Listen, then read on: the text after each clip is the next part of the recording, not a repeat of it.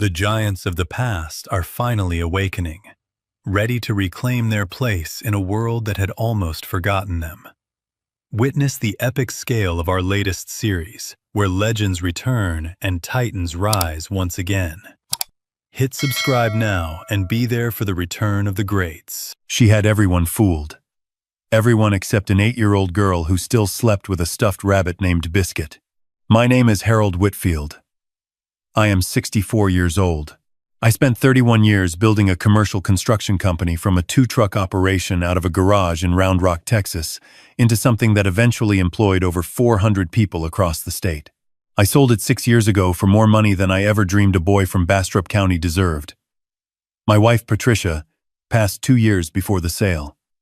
She never got to see the number on the check, and there are days when that fact alone is enough to make the whole thing feel hollow. My son was 42 when he brought her home. He called me on a Tuesday evening in late March, which was unusual. My son and I talked on Sundays. That was our rhythm, established years ago, and we both respected it the way men of a certain generation respect unspoken agreements. When his name appeared on my phone on a Tuesday, I assumed something was wrong. Instead, he told me he had met someone. His voice had a quality I hadn't heard in years, bright and slightly unsteady, like a man who knows he's standing on ice but doesn't much care. Her name was Serena Caldwell. She was 38, originally from Charleston, South Carolina, or so she said. She worked as the executive director of a nonprofit called the Lone Star Children's Literacy Foundation, headquartered in Austin. She had a brother named Donovan who visited occasionally, a warm laugh that filled up a room, and a way of looking at my son like he was the only solid thing in an unsteady world. I liked her immediately. That, I would later understand, was entirely the point. She came to my lake house for the first time in April. A Sunday dinner I'd prepared myself: brisket, potato salad, peach cobbler from Patricia's recipe card.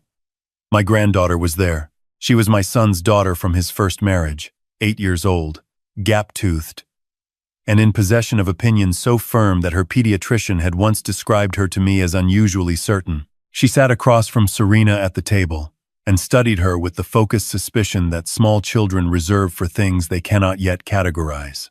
Serena handled it perfectly.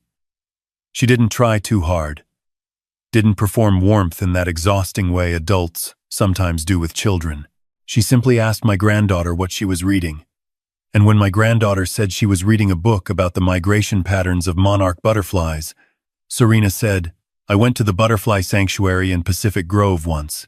It looked like someone had set the trees on fire." My granddaughter looked at her for a long moment, decided something privately, and went back to her potato salad. My son caught my eye across the table. I gave him a small nod. He exhaled. Over the following months, Serena became a fixture. She attended my son's company softball games. She helped me repot the rosemary plants on the back porch that I had been neglecting since Patricia died.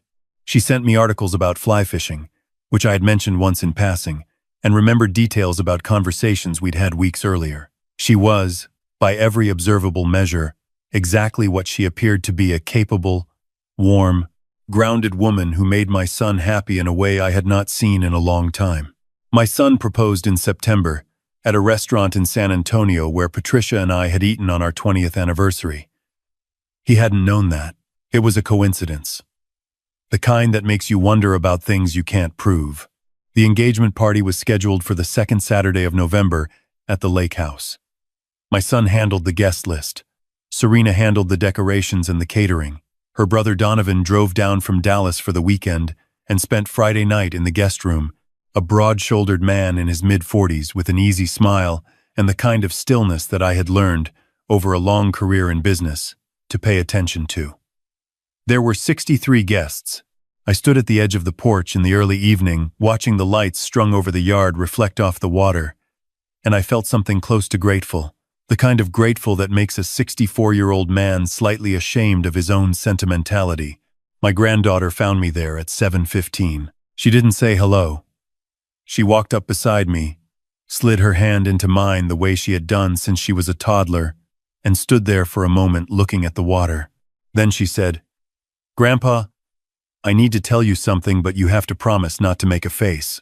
I looked down at her. What kind of face? The one you made when Uncle Dennis tried to sell you that truck. I promised. She had gone inside to get her sweater. She explained. She had walked down the hallway toward the back bedroom where the coats were piled on the bed. The door was partially open. Serena was inside, on the phone, speaking quietly. My granddaughter, being 8 and therefore not yet socialized into the performance of not listening, had stopped and listened. She had heard Serena say, "He hasn't changed the trust documents yet. I need more time." A pause. Then, "Donovan, I know. But if we push too fast, we lose everything. Just hold the deal in Dallas. Another 6 weeks, and we won't need it." My granddaughter looked up at me. "Who is Donovan? Isn't that her brother?" I kept my face exactly still. I had promised. "Yes," I said. "That's her brother. Then why does it sound like they're doing a deal?" I squeezed her hand. I told her she had done the right thing telling me. I told her to go find her father and stay close to him for the rest of the evening. I told her not to repeat what she'd heard to anyone else. She looked at me with those eyes that had always seemed older than the rest of her and said, "Are you going to make a plan?" I said yes. She nodded once, satisfied, and went back inside. I stood at the porch railing for 3 more minutes, looking at the water, and I thought about the word yet. He hasn't changed the trust documents yet. She knew the trust documents hadn't been changed. She knew what the trust contained. She knew enough about the timeline to give her accomplice a projected window 6 weeks with enough precision that it sounded like project management. I smiled at the guests for the rest of the evening. I refilled drinks. I gave a toast that made my son laugh. I shook Donovan's hand and told him it was good to have him here, and I watched his eyes while I said it, and saw nothing except a man who was very good at being watched. The following Monday morning, I called my attorney. Not to take action. Not yet. I called him because 20 years of construction contracts had taught me that the most expensive mistake a man can make is moving before he understands the full shape of what he's dealing with. I described the situation in general terms. I asked him what the exposure would be if someone were added to my family trust, married into the family, and then the marriage ended. He walked me through it carefully. Depending on the circumstances and the specific trust language, a hostile exit could be complicated and expensive. Not catastrophic, my trust had been structured well, but expensive, and protracted in ways that would benefit lawyers far more than it would benefit me. I thanked him and hung up. Then I called Ray. Ray and I had been friends since before either of us had businesses worth protecting. He had been a field investigator for an insurance firm for 12 years before going independent, and he had done quiet background work for me twice before once, on a subcontractor who had given me a reference that didn't survive scrutiny, and once on a man who was courting my son's ex-wife in a way that concerned everyone except my son's ex-wife. Ray was methodical, discreet, and he charged a flat rate that he had not raised since 2019, which I respected. I gave him Serena Caldwell, Charleston, South Carolina, age approximately 38, Executive Director of the Lone Star Children's Literacy Foundation, Austin. I gave him Donovan Caldwell, claimed sibling Dallas, approximately 45. I told him I needed whatever was real. Ray called me back on Thursday. He started by saying, "Harold, I want you to listen to all of this before you respond. The Lone Star Children's Literacy Foundation was a registered nonprofit, legitimately incorporated 3 years ago. Serena Caldwell was listed as executive director. The foundation had a board, a website, an annual gala, and a genuine program that placed books in underfunded elementary schools across Central Texas. She had not fabricated the job. She had built it." Ray said that, in his experience, that level of infrastructure meant one of 2 things. Either she was exactly who she claimed to be, or she was very good at this. Then he told me about Charleston. There was no Serena Caldwell with her described background in the birth records Ray's contact could access. There was a Serena Malone, born 1,986 inches North Charleston, who had a record of a civil judgment in Beaufort County from 2017, a breach of fiduciary claim, filed by the family of a man named Gerald Watkins, 71, a retired shipping executive to whom Serena Malone had been briefly engaged. The case had been settled out of court. The terms were sealed. Gerald Watkins had died the following year. His children had publicly stated they believed their father had been defrauded, but without the sealed settlement, they could not prove it. Ray had also found a woman named Celia, 63, a retired judge in Scottsdale, Arizona, who had been engaged to a man named David Farrow for 4 months in 2020, before discovering that Farrow's name, background, and employment history were fabricated. Celia had reported him to local authorities. The case had gone nowhere. Farrow had simply vanished. Ray had pulled the physical description from Celia's original police report and cross-referenced it with Donovan Caldwell's driver's license photo. "It's him," Ray said. I sat in my kitchen with the phone pressed against my ear and looked out at the lake. "They're partners," I said. "Have been for at least 7 years that I can trace," Ray said. "She builds the relationship. He holds the infrastructure shell entities, accounts, whatever they need to move money. They target widowers. Mostly. Wealthy. Not ancient, not frail functional men in their 60s and 70s who are lonely in ways that are hard to admit. She has excellent instincts for vulnerability. She wasn't targeting me," I said slowly. "She was targeting the trust through my son." Ray was quiet for a moment. "That's a variation on the pattern. Maybe she learned from past exposure. Going through a younger family member provides more legal distance and more time to establish legitimacy." I thanked him. I asked him to compile everything into a documented summary and to hold it until I asked for it. He said he would. I sat in my kitchen for a long time after that. I did not feel anger immediately. What I felt first was something more specific. A cold, methodical clarity that I recognized from the worst moments in my business career. The feeling of understanding exactly how bad a situation is, and choosing to be useful inside it rather than undone by it. Patricia used to say, "I went quiet when I was at my most dangerous." She didn't mean it as a criticism. She meant it as an observation. The way you'd note that a particular stretch of highway gets slick exactly 30 minutes after rain begins. I needed to know how far it had progressed. I called my son on Sunday as always. We talked about football for a while, about a job he was managing downtown, about my granddaughter's school play. Then I said, in the most offhand way I could manufacture, "I've been meaning to sit down with you and James about the trust documents. Since you're getting married, it probably makes sense to discuss whether any updates are needed." My son was quiet for a beat. Then he said, "Actually, Serena and I had talked about that. She thought it might be worth getting together with your attorney sometime to discuss adding her, just to make things clean and official. I was going to bring it up with you." "Good idea," I said. "Let's schedule something in the new year." No rush. She mentioned it might be worth doing before the wedding. Less paperwork after. "She's probably right," I said. "But your old man moves slow. New Year works better for me." He laughed. He didn't push. I had bought time. I spent the following 2 weeks being methodical.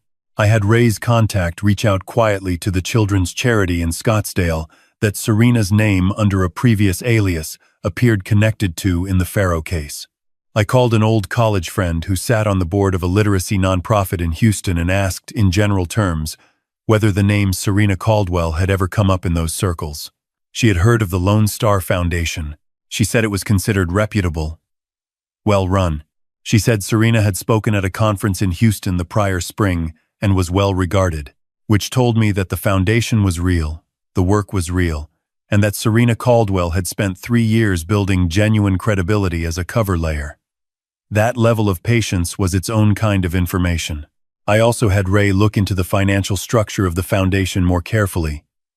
He found that Donovan was listed, under a different name, as a contractor for a firm that the foundation used for event production. He had been billing the foundation for services at rates that a forensic accountant would likely find interesting. Whether that constituted fraud against the foundation's donors was a question for someone with a badge and a subpoena, not for me. By the first week of December, I had a folder that Ray had compiled 41 pages, physical copies, stored in my fireproof safe that documented Serena Malone's prior identity, the Watkins civil judgment, the Faro police report with physical description matched to Donovan, the contractor billing irregularities, and a timeline showing the pattern across at least 3 states over 7 years. I decided to handle it myself first. I want to be clear about why. Some people, when they read what I'm about to describe, will say I should have called the police immediately. I understand that instinct, but my son was in love with this woman. He had introduced her to his daughter. He had proposed to her in a restaurant that meant something to me for reasons he didn't even know. If law enforcement arrived at my door before my son understood what he had been walking into, the shock and the humiliation and the public nature of it would be permanent damage, layered on top of what was already a wound. I wanted him to have the chance to understand, privately, before the world knew. I wanted to give him that much. I also, if I am being completely honest, wanted to look her in the eye. I called my son on a Wednesday and asked if he and Serena could come to the lake house that Saturday afternoon. Just the 3 of us. I said I wanted to talk about the holidays and had a few things I wanted to go over with them. He said Donovan was in town for the weekend. I said, that was fine. The more the merrier. They arrived at 2 in the afternoon, my son driving, Serena in the passenger seat, Donovan in the back. I had coffee ready. I had Ray's folder on the desk in my office with the door closed. I had my attorney on standby by phone. We sat in the living room. Serena looked relaxed. She was wearing a burgundy sweater and her hair was down, and she smiled at me the way she always smiled at me, warmly, with what I had once believed was genuine affection. I asked about their holiday plans. I asked Donovan about Dallas. I refilled coffee cups. I let the conversation settle into something comfortable. Then I said, I want to talk about something, and I want everyone to stay calm while I do. My son looked at me. Serena looked at me.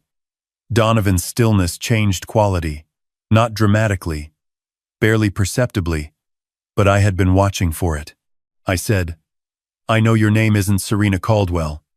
I know about Gerald Watkins in Beaufort County. I know about David Faro in Scottsdale. I looked at Donovan. I know you were David Faro. The room was very quiet. I said, I know about the contractor billing through the foundation. I know the timeline. I know what the 6-week window was for. I paused.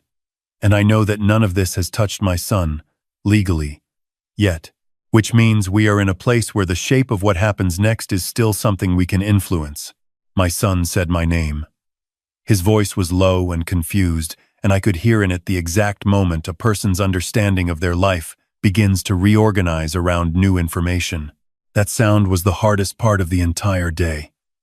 I looked at him briefly and said, I need you to let me finish. Serena had not moved. She was looking at me with an expression I had not seen on her before. Not fear exactly. Not anger, but a careful calibration, like a person deciding which door to open. She said, Harold, I'm not finished, I said quietly. I told her that the folder in my office contained documentation that I had already shared with my attorney. I told her that my attorney had shared a summary with a contact at the FBI's white-collar crime unit in Austin, which was factually true. I had authorized that call 48 hours earlier. I told her that what happened to that referral was no longer entirely in my control, but that my cooperation with any subsequent inquiry would be shaped by what happened in the next 30 minutes. I told her I wanted 2 things. The first was my son's engagement ring back. The second was for both of them to be gone from Texas before the following Friday. Donovan said, You can't prove. Donovan, I said. Ray Hendricks says hello. He stopped. There was a long silence. Serena looked at my son. My son was staring at the floor. He had gone somewhere inside himself that I recognized and respected and couldn't follow him into. She reached out toward his arm and he moved it.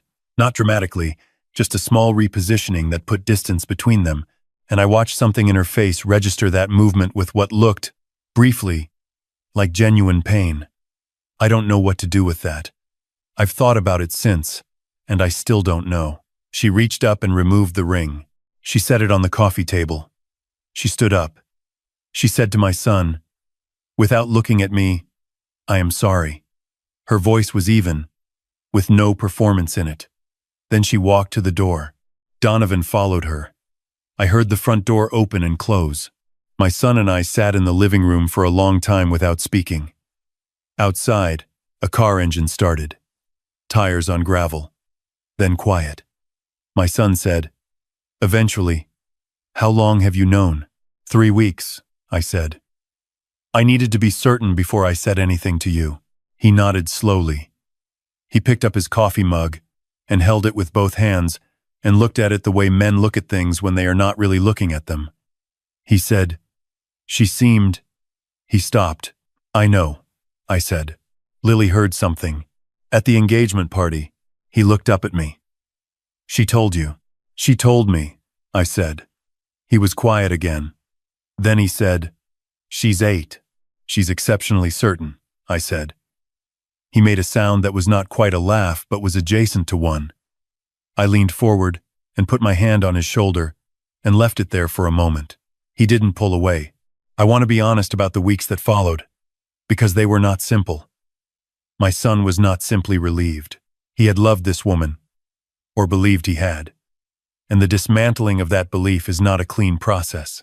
He was angry, at Serena and occasionally at me, for reasons I understood even when they weren't entirely fair. He questioned his own judgment in ways that were painful to witness. He worried about what his daughter had overheard and what she understood. He called me at odd hours sometimes and we talked about nothing in particular, which was its own kind of conversation. He took 3 weeks off work in January and drove down to the Texas coast with my granddaughter.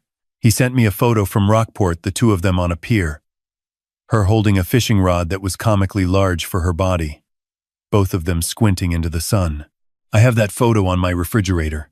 In February, I received a call from Ray, who had stayed loosely in contact with the FBI. Contact my attorney had referred the case to. The investigation had moved forward. Serena Malone and the man known variously as Donovan Caldwell and David Farrow and at least one other name had been located and were facing federal charges related to wire fraud and a pattern of financial crimes across multiple states. The Watkins family in South Carolina had been notified. 3 other families had been identified as potential victims, Ray said. "The Watkins kids are glad someone finally made it stick." I said I was glad too. I didn't tell my son about the arrest immediately. I waited until he came to the lake house for dinner the following Sunday, him and my granddaughter, Biscuit again. The same recipe, and I told him over coffee after she had gone to watch a movie in the back room. He sat with it for a moment. Then he said, "You handed it to the FBI before you confronted them." A summary, yes. So the confrontation was, "I wanted them gone from your life before the legal process began," I said. "The legal process doesn't care about timing." I did. He looked at me for a long moment. "You could have just let the FBI handle it." "Yes. Why didn't you?" I thought about how to answer that. I thought about Patricia, who had always known when I went quiet. I thought about my granddaughter standing beside me at the porch railing, her hand in mine, telling me not to make a face. "Because you deserve to see it end," I said. "Not read about it." He didn't say anything. He looked down at his coffee. After a while, he said, "I'm going to have Lily tested for whatever makes her the way she is. We might be able to patent it." I laughed. Really laughed. The way you do when something releases. My granddaughter appeared in the doorway in her pajamas, holding Biscuit the rabbit, apparently having abandoned the movie for reasons she didn't explain. She looked at the two of us and said, "What's funny?" "Your father," I said. She considered this. "He usually is," she said, and went to get a glass of water. There are things I would tell a man in my position, if I could. I would tell him not to be ashamed of being fooled. Serena was not a person who cut corners in her deception. She was patient and skilled, and she targeted something real. The genuine need of a man who had lost his wife to see his son happy. That's not gullibility. That's love being used against itself, which is an old crime and a particularly cruel one.